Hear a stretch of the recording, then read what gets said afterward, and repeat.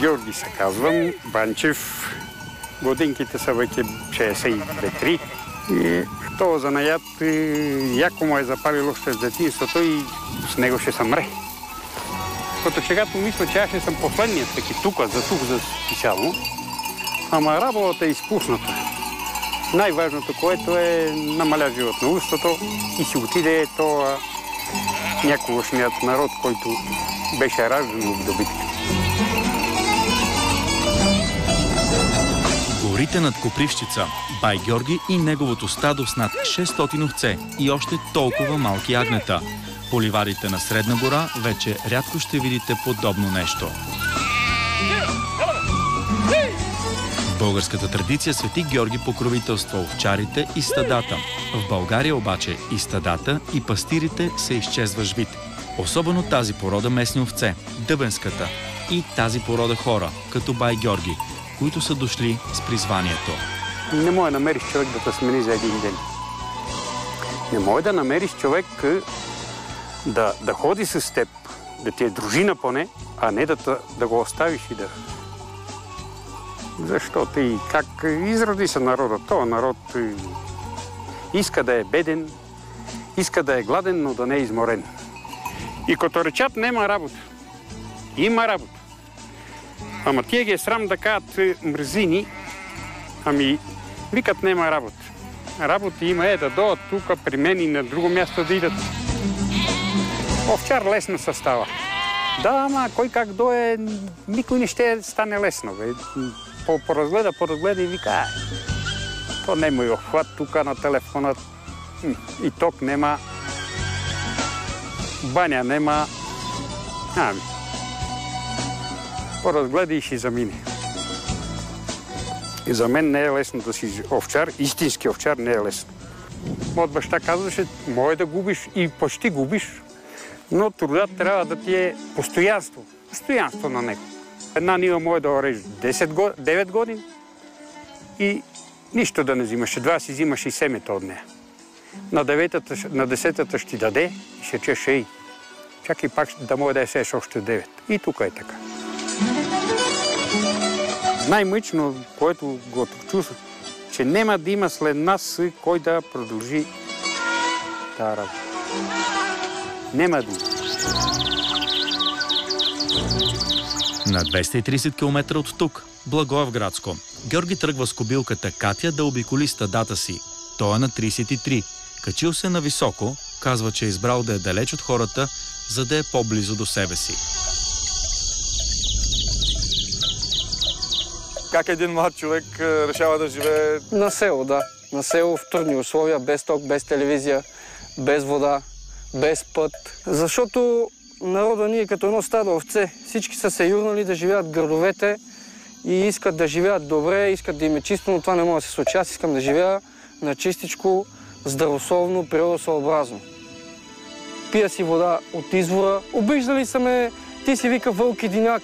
Моите хора живеят така, ходят си по заведения, по плажове, по морета. Изобщо не ме притеснява.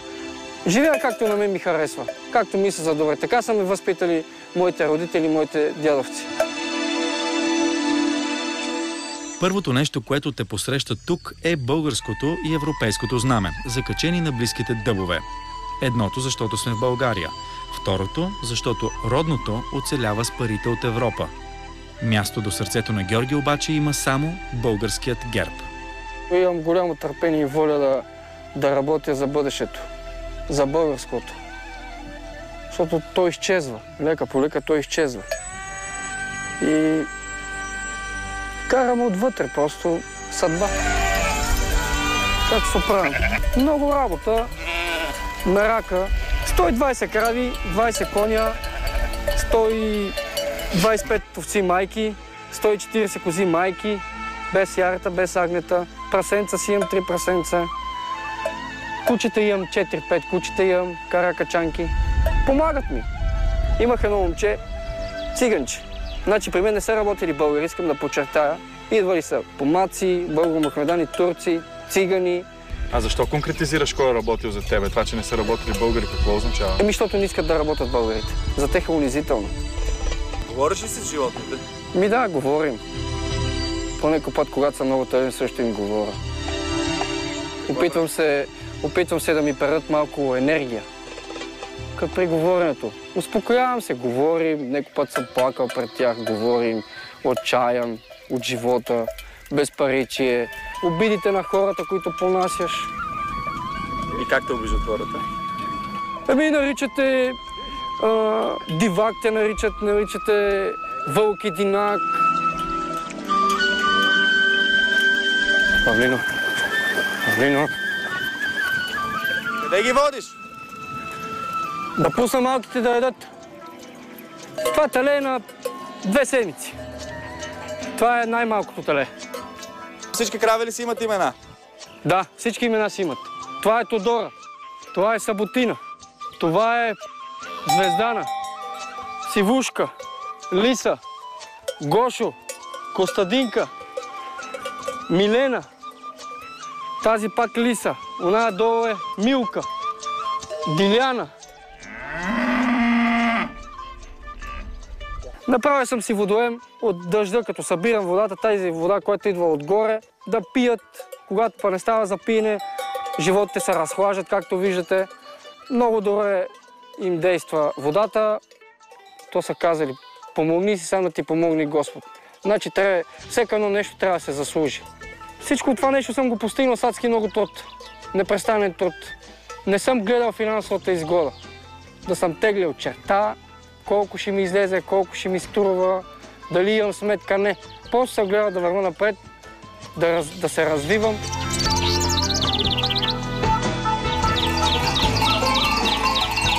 Връщаме се под връх Богдан в Средна гора. Тази вечер при бай Георги се е родило ново агънце. Стои отделено, за да укрепне и тогава ще отиде при стадото. Това е шиленце, ама много такова, много даровит, много кадирно. Защо? Кадирно за майка, навиж как си го варди, как си го подая. Плаши ли си сега, като съм го хванал така? Плаши се, ама любовта е много голяма към него и се решава да седи около теб. Покорни ли са овцете?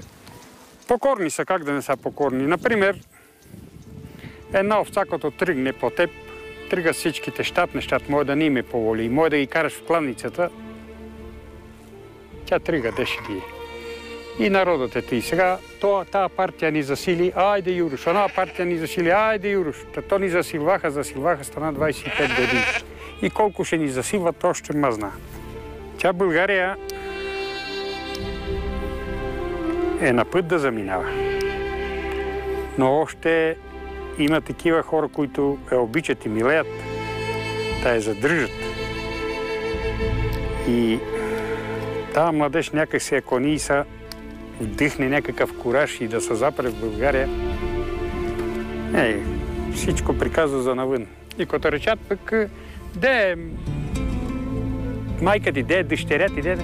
Ами в Гърция, в Италия, не знае какво, гледа възрастни хора. Гледа, какво ти и казват, това ще гледа. Нашите хора са каили всичко да правят, но не и да фригат такъв кръски труд, независимо дали е с добитък или е с земя. Аз съм запомнил тегловни неща, но беха красиви. Тая гора, като тръгнаха секачи, извозвачи. Ама като се качил на конете ли, на катирите ли, на какво е, той запял, засвирило ние предобски песни, увеселено. Сега гледай какво е. Народът някак си е фанат за гуш. Просто е притеснен този народ. Така ако си тръгнали с Балкана да си чул някой да пее, да свири, то няма народ, няма кой да пее.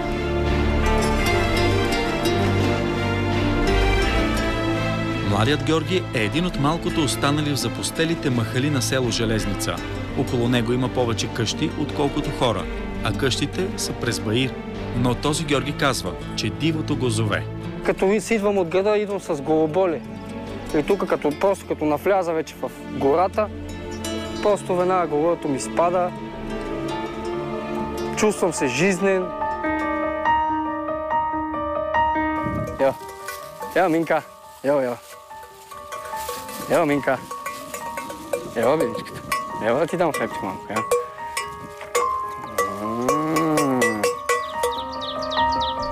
Виж колко хубаво си играят. Как да ги накараш да са вътре? И те се радват на природата, на свободата. Ти малък ли се чувстваш тук на върха на планината? Много малък. Една капка в морето. Но свободен. Свободен, спокоен, сигурен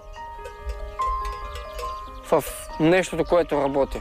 Това е най-старата къща. Тук ще живеели прабаба ми, предадо ми. Това е също стара къща, която са живели баба ми и дядо ми.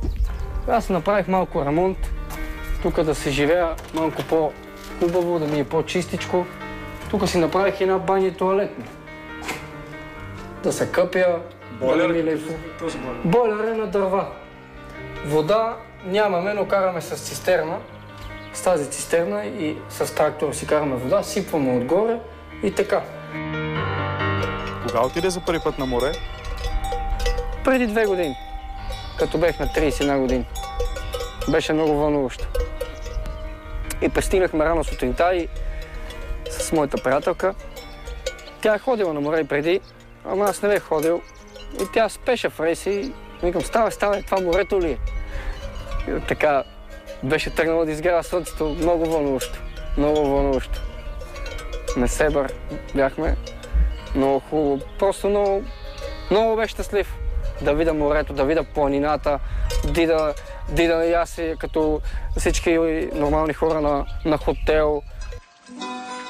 В Деня на храбростта най-голямото предизвикателство за Георги и Георги е да продължат призванието си.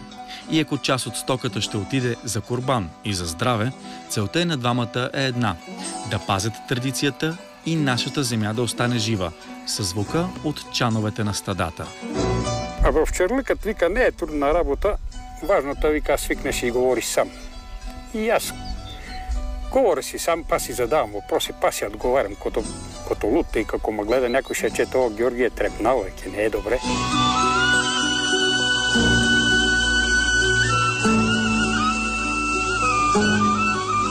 Това, дето казваш кой е животът, то е беконова е башка работа. Който се откраднеш от животът, независимо кой. Дали ще е хубава компания, дали ще не иде да пиеш едно хубаво вино, това всичко за мен е нещо кражба. Нещо, като си се отчупил от нещо.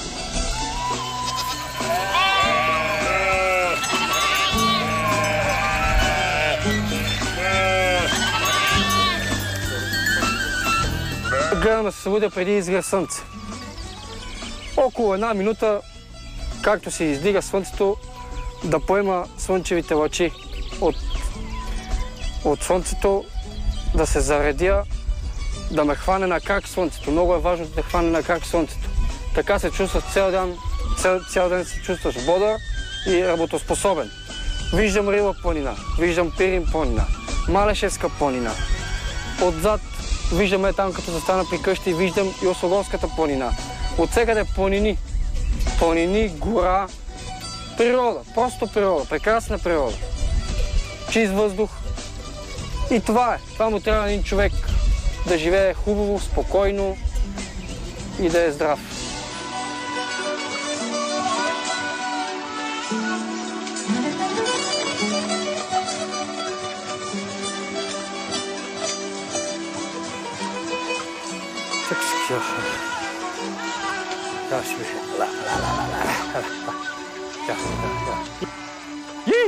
Чакай.